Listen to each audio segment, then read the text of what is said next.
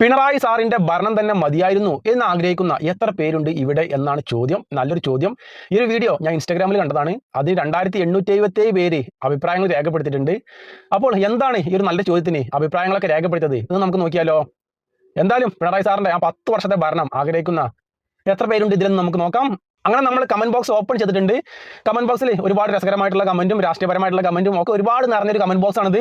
അപ്പോൾ കമന്റ് ബോക്സിലെ ഫസ്റ്റ് അഭിപ്രായത്തിൽ തന്നെ 12,400 ലൈക്ക് കിട്ടിയിട്ടുണ്ട്. അഭിപ്രായം എന്താണെന്ന് വെച്ചാൽ ഞാൻ വായിക്കാം. ചത്താലും വേണ്ടില്ല ഇനി ആ ഭരണം വേണ്ട. വല്ലാത്തൊരിതായി പോയല്ലോ. ചത്താലും വേണ്ടില്ല ഇനി ആ ഭരണം വേണ്ട എന്നാണ് ഫസ്റ്റ് അഭിപ്രായം. അതിനാണ് 12,400 ലൈക്ക് കിട്ടിയത്, ആ ഒരു കമന്റിന് മാത്രം.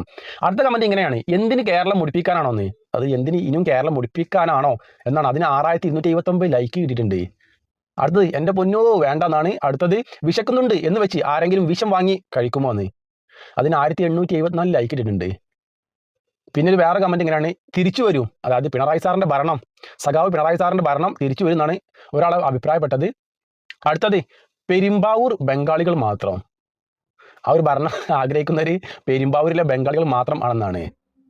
അടുത്തത് ഞാൻ പറയും അടിമകൾ കേൾക്കും.